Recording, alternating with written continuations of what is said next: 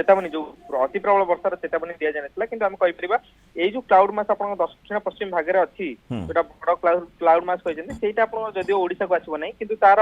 जो आम कहे पुल इफेक्ट माने आमर तार जो बाह्य बलय रही ताहा प्रभाव रे ही राज्य में वर्षा हम और जदि देखा सी सिस्टम टी आउ टे भितर को जाता आम कही पारे मालकानगिरी बड़ वर्षा होता कि बर्तमान सेमती बहुत बड़ वर्षा देखा जाऊना कि मध्यम प्रबल जो आम कहे प्रबल रु अति प्रबल वर्षा किसी समय हो पाए कि अत्यंत प्रबल जो आम कहे अति भारी वर्षा से भली परिस्थिति वर्तमान तो देखा जाऊना कि आपंकर वर्षार आम आगुरी सब कहते कि ओडिशा जो आप देखिए आंध्र प्रदेश लैंडफॉल करुचे ओडिशा केवल आपंकर वर्षार प्रभाव रोला कि पवन प्रभाव एत नाला आम आगुरी आपको सूचना जब देखिए आप प्रसारित करते कि ओडिशा रे केवल पवन वर्षार प्रभाव ही रोला कि पवन प्रभाव एत रोला माने जेहेतु पवनर मात्रा 110 मैक्सिमम जितेबाला लैंडफॉल करुच्ची से समय गस्टिंग विंड स्पीड जहाँ आकलन करा 110 किलोमीटर प्रति घंटा रहिबो बोली काकीनाडा निकट में आकलन करा से आधार रे पूर्वर मध्य आकलन करा जे 70 रु 80 माने जोठी माने इनर बैंड टी रही से माने ट्रैक रे जमती कि मालकानगिरी कथा आप आलोचना करुँच जितेबाला सिस्टम टी आग को बढ़ो से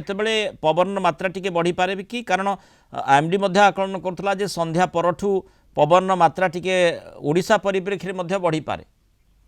निश्चित रूप आप देखिए जिते समय गढ़ी चलो आप देखिए आमर पूर्वानुमान थिला काकीनाडा अंचल बेसी पवन रही कि काकीनाडा जब देखिए बर्तमान विशेष पवन अनुभूति ना कि हाल्का मध्यम वर्षा जारी रही भाव जेहेतु दक्षिण पश्चिम भाग में तार कन्वेक्शन जोटा आम कहूँ कि बादलर जो ये रही घनत्वटा से पट साइड ढलिकी रही तारी प्रभाव में काकीनाडा जदिव वर्षा होनी कि दक्षिण पश्चिम भाग जो रहा कोनासीमा हो कि वेस्ट गोदावरी कृष्णा से बेल्टे भल वर्षा होगी आमर जो पूर्वानुमान रोचे आप देखिए ओडिशा रे जिते आप वर्षा हम कारण देखिए तार जो उत्तर पूर्व दिगरे आप पवन प्रवाहित होता सहित पूर्वाड़ी वायु रोचे प्रभाव में आप जो कन्वर्जेन्स बेल्ट रोचे प्रभाव में ही राज्य में वर्षा हो पूर्वानुमान जारी कर रोचे जिते आप कहते कि आगामी समय पर जो लैंडफॉल प्रोसेस कारण लैंडफॉल प्रोसेस कंप्लीट होगा संपूर्ण रूप टाइम लगे 3 ରୁ 4 घंटा बोली कहा जाउची निश्चित रूप कारण तार गोटे फ्रंट सेक्टर अच्छी क्रॉस कर तार जो केन्द्र स्थल अच्छी आसो लैंड उपरकू तार पछ सेक्टर जो रही जो कहते पछ भाग से संपूर्ण रूप लैंड को क्रॉस कलापर आप लैंडफॉल प्रोसेस कंप्लीट होता है कहुए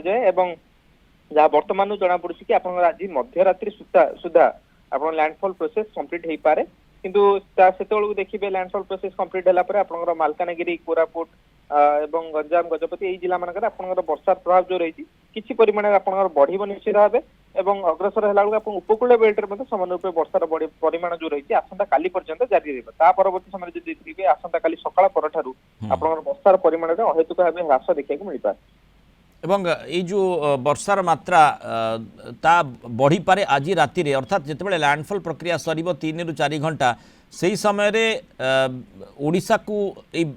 माने जो बात्या माने आमे जेमती देखुचे जे भीषण बात्या स्केल डाउन है बात्या रे परिवर्तित होइतबो से समय रे या कुछ हुइबो ओडिशा को हाँ निश्चित रूप आप जो देखुं ओडिशा को मूवमेंट करुच्ची से आज गोटे साइक्लोनिक स्टॉर्म जार जो मिनिमम विंड स्पीड आम कहूचे 60 ରୁ 70 और गस्टिंग रे 80 पर्यंत जीव किंतु तार एते भी बेसी आप इम्पैक्ट न रही पारे पवन हिसाब से देखा गले कि वर्षा प्रभाव निश्चित रूप से किंतु आ गोटे बर्तमान जो आम पाखे सूचना जब आप देखिए मछलीपट्टनम ठारे बर्तमान आपंकर जो 7टा समय जो डाटा रही से हिसाब से 70 किलोमीटर प्रति घंटार स्थायी पवन थिला एवं काकीनाडा रे 52 राजमुंद्री एयरपोर्ट रे 50 किलोमीटर प्रति घंटार विंड स्पीड रही तेज आम कह गले जी पूर्वानुमान कर हिसाब से ही आप पवन गति जदि देखिए सब अंचल रही जदिव 10-15 किलोमीटर कम रही कारण आप देखिए जेहेतु छोट धरण बात्या होती तार समग्र जो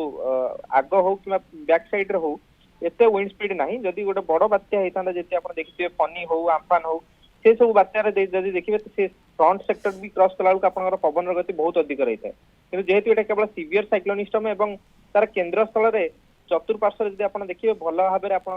बादल खंड गुड़िक एकत्रित होना।